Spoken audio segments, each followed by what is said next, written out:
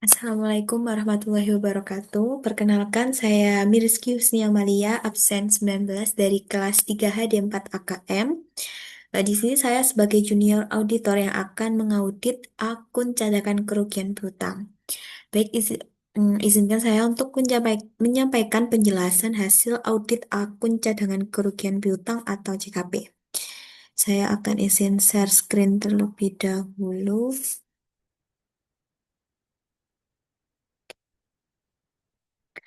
Oke, di sini saya akan menjelaskan apa saja informasi yang tersedia, langkah audit yang saya lakukan, bukti audit yang diperlukan, hasil perhitungan CKP, sampai ke jurnal penyesuaian dan pengisian kertas kerja.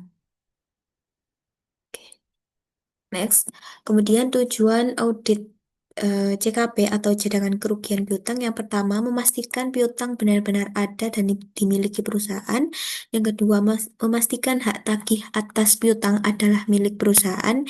Yang ketiga, tidak ada piutang yang terlewat atau tidak dicatat. Yang keempat, memastikan nilai piutang sudah disajikan secara neto dan CKP mencerminkan estimasi realistis dan atas potensi kerugian. Yang kelima, menyajikan piutang bersih dan pengungkapan CKP sesuai standar akuntansi. Oke. Selanjutnya, tahapan audit persediaan. Untuk yang pertama yaitu memahami kebijakan perusahaan tentang CKP.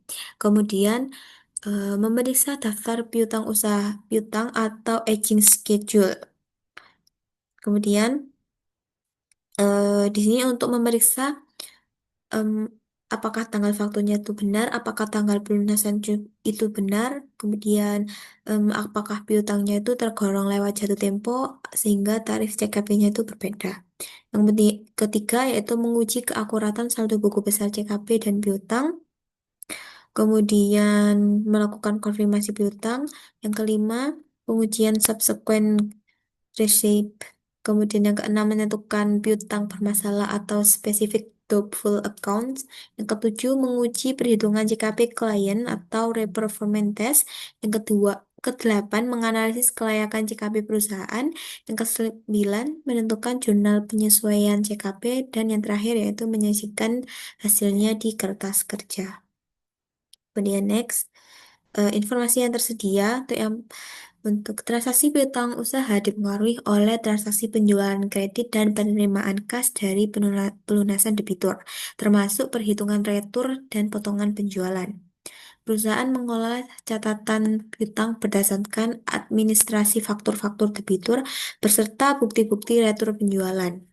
Pelunasan atau pembayaran oleh debitur didasarkan pada jumlah faktur-faktur individu. Faktur-faktur yang telah dibayar dipisahkan dengan faktur-faktur yang belum terbayar. Nah, sedangkan bukti potong penjualan dilampirkan pada bukti penerimaan kas yang berasal dari debitur. Kemudian dalam audit piutang usaha, saudara harus mempertimbangkan ketertarikan hubungan transaksi-transaksi penjualan kredit, retur penjualan, pelunasan debitur, kerugian piutang, dan cadangan kerugian piutang. Oke, kemudian next, bukti audit yang diperlukan yaitu yang pertama ada saldo awal buku besar. Jadi saldo awal dari dari rekening cadangan kerugian piutang dengan kode rekening 1132 yaitu saldo awalnya yaitu saldo pada tahun 2022 yaitu sebesar 16.672.240.000 dan juga saldo tahun lalunya yaitu tahun 2021 sebesar 5.970.000. Kemudian bukti yang kedua yaitu persentase umur piutang. Jadi persentase umur ini piutangnya itu dikategorikan dalam kategori belum jatuh tempo dengan persentase 2,5%, yang lewat jatuh tempo 1 sampai 30 hari yaitu 3%, yang lewat jatuh tempo 31 sampai 60 hari 5%, yang lewat jatuh tempo 61 sampai 90 hari 7,5%, dan yang lewat jatuh tempo 90 hari ke atas yaitu 8%. Oke, next. Bukti audit yang ketiga yaitu daftar piutang usaha. Itu debiturnya siapa saja, kemudian alamatnya dan nomor faktur, tanggal faktur, termin, dan juga jumlah dari piutang usahanya. Kemudian yang bukti yang keempat yaitu rekap penerimaan kas. Yaitu ada dari debiturnya siapa, rekap penerimaan kas. pada tahun 2023 dengan jumlahnya piutangnya berapa dan juga kredit memo dari kredit memo Bank BNI. Kemudian untuk yang kelima yaitu bukti analisis umur piutang. Untuk kategori lancar untuk debitur yang sebagian besar fakturnya tidak terlambat atau terlambat 30 sampai 60 hari. Kemudian yang kurang lancar untuk debitur yang sebagian besar fakturnya terlambat antara 60 sampai 90 hari. Dan yang tidak lancar untuk debitur yang sebagian besar fakturnya terlambat di atas 90 hari. Oke, kemudian next yaitu prosedur audit yang dilakukan. Yang pertama yaitu memahami kebijakan CKP perusahaan, kemudian menelaah umur piutang atau aging schedule. Yang ketiga memeriksa faktor-faktor penjualan yang belum dilunasi dan kelompok umur keterlambatan. Yang keempat menghitung saldo CKP. Yang kelima menghitung selisih saldo dengan buku besar. Dan yang terakhir yaitu mengusulkan jurnal penyesuaian. Oke, next. Selanjutnya kita akan pengisian kertas kerja. Untuk yang pertama kita akan mengisi kertas kerja utama dengan indeks B. Untuk yang pertama kita akan melengkapi indeks karena di sini piutang usaha dan JKP indeksnya B, maka kita lengkapi B. Kemudian melengkapi juga judul kertas kerja dan juga tahunnya. Kemudian yang kedua yaitu mengisi kolom keterangan dengan nama akun yaitu cadangan kerugian piutang. Kemudian kolom referensi ini diisi dengan indeks kertas kerja yang menjadi acuan. Kemudian kolom saldo per buku dan 1 tahun lalu diisi dengan saldo sesuai dengan buku besar. Sesuai dengan bukti audit yang ini. Saldo awal buku besar. Kita sesuaikan saldonya sesuai dengan ini. Kemudian yang kelima yaitu kolom saldo per audit ini diisi dengan perhitungan saldo selisih yang akan kita hitung selanjutnya di kertas kerja lembar selanjutnya. Kemudian kolom net adjustment ini diisi dengan hasil perhitungan selisih antara saldo per buku dengan saldo per audit. Kemudian kalau sudah kita melengkapi tick mark dan juga mengisi paraf dan tanggal selesai pengerjaan.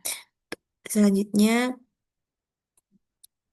eh, untuk pada audit ini kita akan mengerjakan kertas kerjanya itu dari belakang ke depan seperti itu ya teman-teman. Setelah kita mengisi kertas kerja yang utama, kita akan kerjakan dari yang belakang.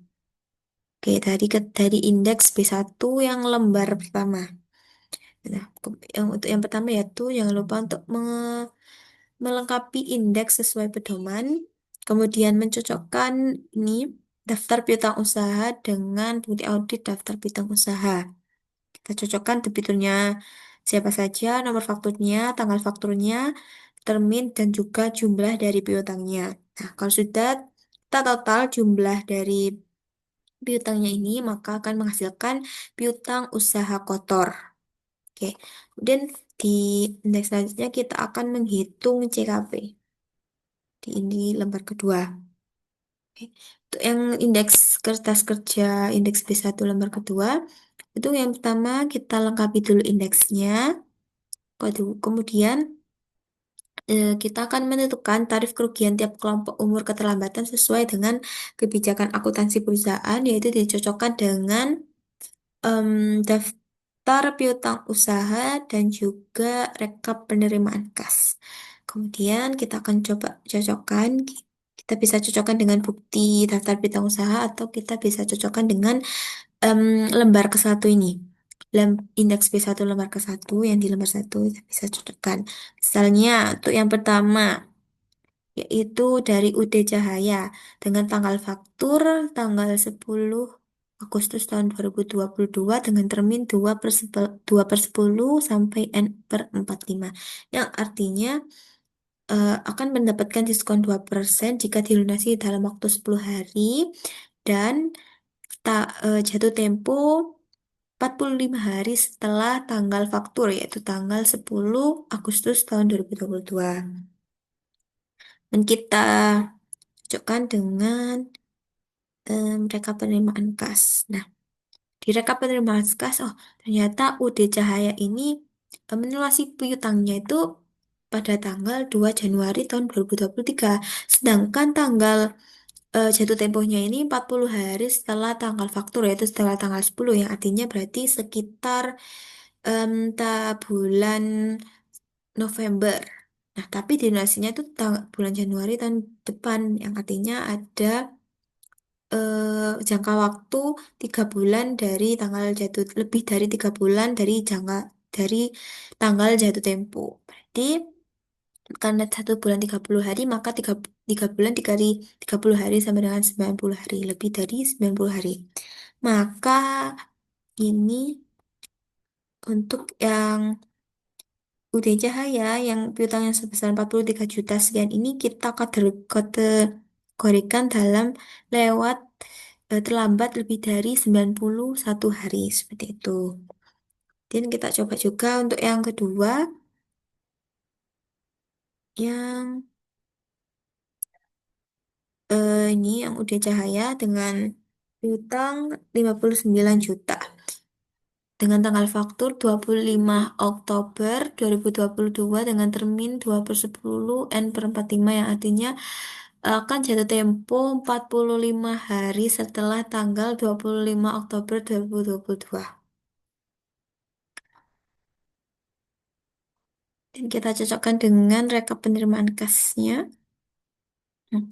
Jadi di sini tidak ada berarti Budi Cahaya dengan piutang sebesar 59 juta ini berarti sudah dilunasi. Maka kita kategorikan dengan terlambat 1 sampai 30 hari. Oke. Untuk yang selanjutnya seperti itu.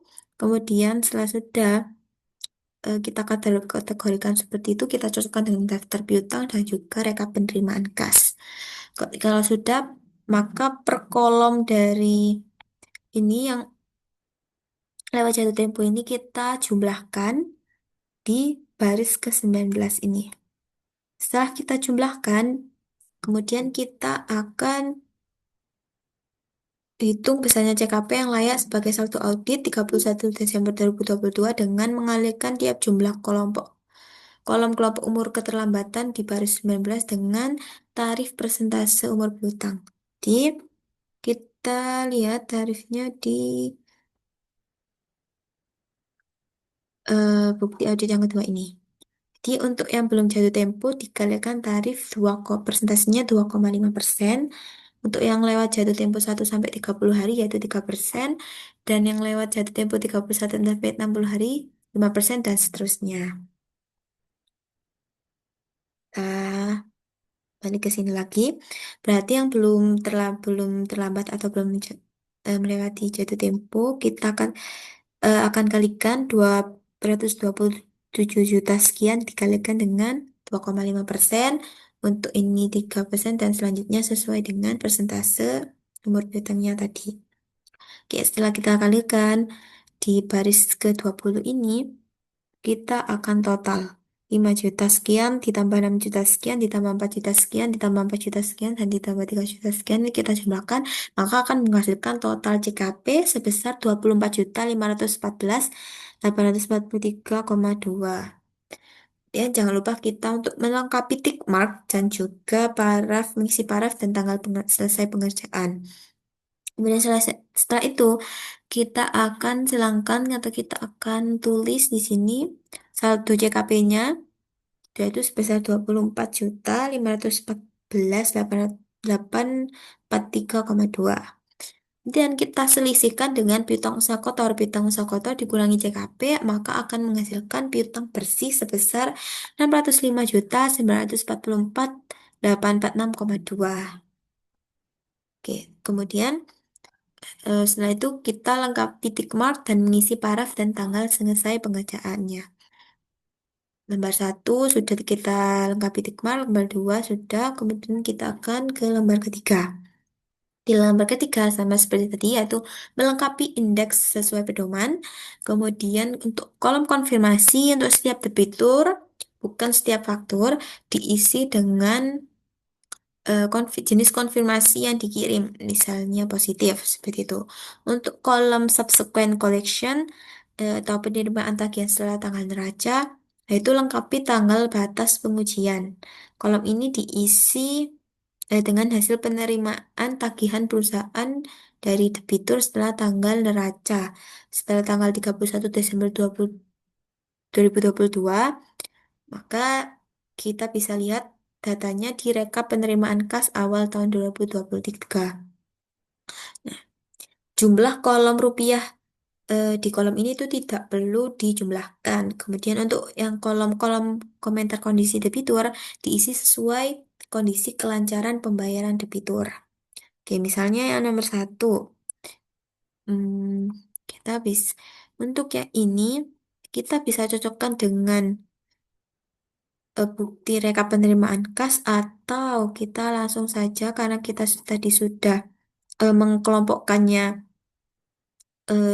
piutangnya dari lewat jatuh tempo atau terlambat dalam hari apa, kita langsung bisa lihat di lembar ketiga, kita bisa lihat ke lembar kedua. Misal yang 43.871.00 ini lebih dari terlambat lebih dari 90 hari. Maka di sini kalau terlambat lebih dari 90 hari, komentarnya berarti komentar kondisi betulnya berarti tidak lancar. Kita tuh tidak lancar. Kemudian kita cocokkan lagi dengan em, rekap penerimaan kas.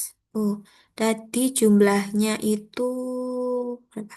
50 59 juta apa berapa? Kita lihat lagi. Oh, oh, mohon maaf. Ternyata jumlahnya 59 juta 706. Kita lihat di rekap penerimaan kas. Oh, tidak ada. Berarti sudah dilunasi pada tahun 2022. Maka kita subsequent collectionnya kita kasih strip saja dan komentar kondisi debitur kita kategorikan yang lancar. Seperti itu. Untuk yang selanjutnya kita cocokkan dengan lembar kedua dan juga rekap penerimaan kas. Kemudian jangan lupa untuk melengkapi tick mark dan mengisi paraf dan tanggal selesai pengerjaan. Oke, setelah itu kemudian sudah sampai ke lembar ketiga. Kemudian kita kembali ke ini kita sudah oke, kita kembali ke kertas utama indeks B1. Oke ya. Untuk yang pertama, seperti tadi melengkapi indeks sesuai pedoman dan juga mengisi judul kertas kerja dan juga tahunnya.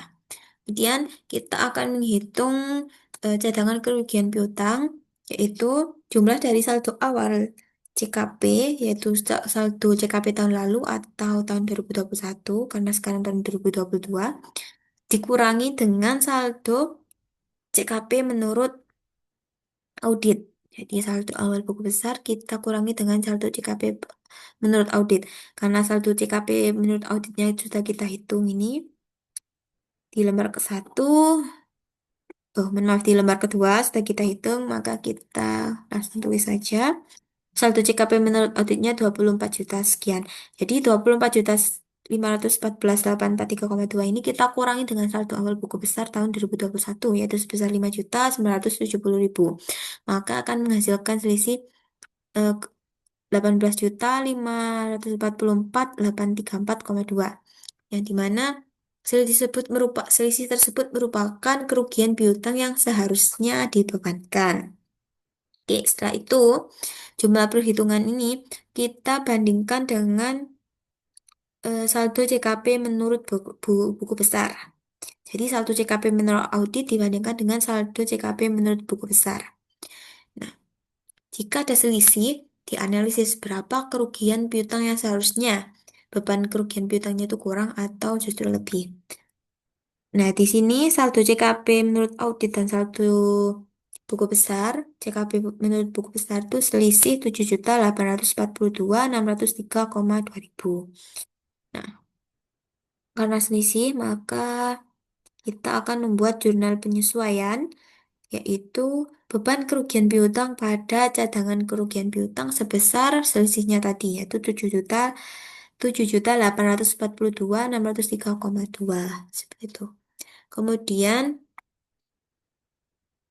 nah, buat jurnal penyesuaian untuk selisih perhitungan antara saldo buku besar dengan saldo audit CKP.